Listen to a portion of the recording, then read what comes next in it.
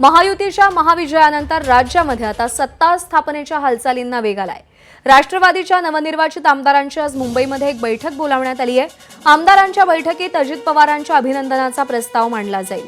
अजित पवार मुख्यमंत्री व्हावेत अशी कार्यकर्त्यांची मागणी असल्याचं वक्तव्य तटकरे यांनी केलंय। तर शिवसेनेची देखील आज मुंबईमध्ये आमदारांची बैठक होईल। संध्याकाळी शिवसेनेच्या आमदारांची बैठक आयोजित करण्यात आली आहे आणि या बैठकीत मुख्यमंत्री मार्गदर्शन करतील। शिवसेना आज गटनेता ठरवणार आहे आणि महत्त्वाची पदं दिली जातील अशी देखील माहिती आहे।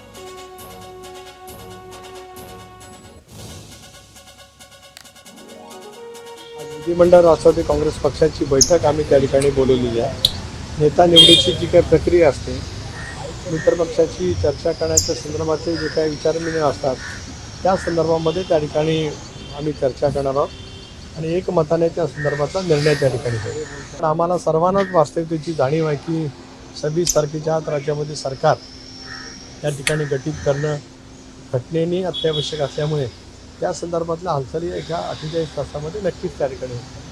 स्वाभाविकपणाने कार्यकर्त्यांच्या मनामध्ये इच्छा असते, परंतु मी वारंवार प्रदेशाध्यक्ष म्हणून एक स्पष्ट करत आलो, पुन्हा एक अधोरेखित करतोय की आम्ही वास्तववादी आहोत। आता आम्हाला पक्ष अधिक नेटाने मजबूत करायचा आहे।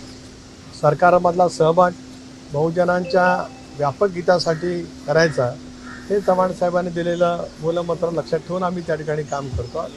त्याच्यामुळे कार्यकर्त्यांची अपेक्षा राहतील, परंतु शेवटी या संदर्भातला निर्णय भाजपची पक्षश्रेष्ठी त्या ठिकाणी घेतली। निलेश, आपण पाहतोय निलेश बुधावले आपले प्रतिनिधी सध्या आपल्यासोबत आहेत। निलेश, आपण पाहतोय सत्ता स्थापनेच्या घडामोडींना वेग आलाय, त्या पार्श्वभूमीवर आजचा दिवस अत्यंत महत्त्वाचा आहे। कोणकोणत्या घडामोडी आज दिवसभरात घडू शकतात? बैठकांचा सिलसिला कसा असेल? प्रज्ञा, काही वेळापूर्वी ज्यावेळेस सुनील तटकरे माध्यमांशी बोलत होते त्यावेळेस 26 तारखेच्या आत महाराष्ट्रातले मुख्यमंत्री उपमुख्यमंत्री शपथ घेतील अशा पद्धतीचं एक महत्त्वाचं वक्तव्य त्यांनी केलं आहे आणि त्याच अनुषंगानं आता राज्यात घडामोडी सुरू झाल्याचं पाहायला मिळत आहे। सध्या देवगिरी निवासस्थानी गटनेता निवडीच्या बैठकीला सुरुवात झाल्याचं पाहायला मिळत आहे।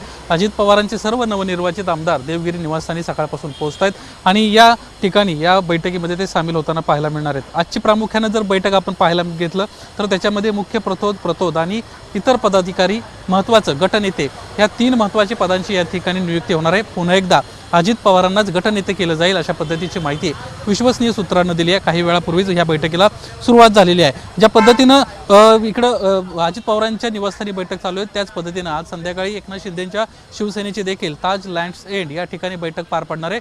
काल त्यांची जी बैठक झाली होती त्या बैठकीमध्ये प्रामुख्याने अभिनंदनाचा प्रस्ताव मांडण्यात आला। आज मात्र मुख्य प्रतोद आणि गटनेता ही 3 महत्त्वाची पदं त्या ठिकाणी नेमण्यात येणार आहेत। कदाचित मुख्यमंत्री एकनाथ शिंदे यांनाच पुन्हा गटनेता केलं जाईल अशी पद्धतीची माहिती समोर येते। आजच्या ह्या 2 महत्त्वाच्या बैठका आहेत। भाजपची देखील लवकरच बैठक होईल आणि या 3 महत्त्वाच्या पक्षांच्या बैठका पार पडल्यानंतर एकत्रितरित्या या 3ही पक्षांच्या आमदारांचं समर्थन पत्र, ज्याच्यावर त्यांच्या सह्या असतील, हे पत्र एकत्र केले जातील आणि राज्यपालांना दिले जातील आणि त्या ठिकाणी आपण कधी सरकार स्थापन करणार आहोत त्या संदर्भातली त्या ठिकाणी माहिती देण्यात येईल। राज्यपालांकडून त्यांना वेळ मिळेल आणि त्यानंतर महाराष्ट्राच्या मुख्यमंत्री पदाची शपथ होताना पाहायला मिळणार आहे।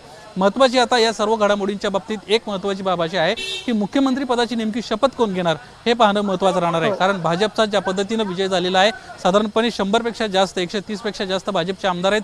दुसरीकडे एकनाथ शिंदेंचे 57 आहेत, तर अजित पवारांचे देखील 41 आमदार निवडून आले। त्यामुळे स्ट्राईक रेटच्या आधारे निर्णय घेतला जातोय की संख्याबळाच्या आधारे निर्णय घेतला जातोय हे पाहणं महत्त्वाचं राहणार आहे। एकंदरीतच आजच्या 2 पक्षांच्या महत्त्वाच्या बैठका, भाजपची होणारी बैठक, या 3ही पक्षांच्या बैठका झाल्यानंतर महाराष्ट्रामध्ये मुख्यमंत्री उपमुख्यमंत्री पदाच्या शपथी पार पडणार आहेत। प्रज्ञा, बरोबर आहे। घडामोडी वेगवानरित्या घडताना आपल्याला दिसतील पुढच्या 24-48 तासांमध्ये आणि त्या सगळ्या संदर्भातले अपडेट निलेश तुझ्याकडून जाणून घेत राहू। सध्या धन्यवाद दिलेल्या माहितीसाठी।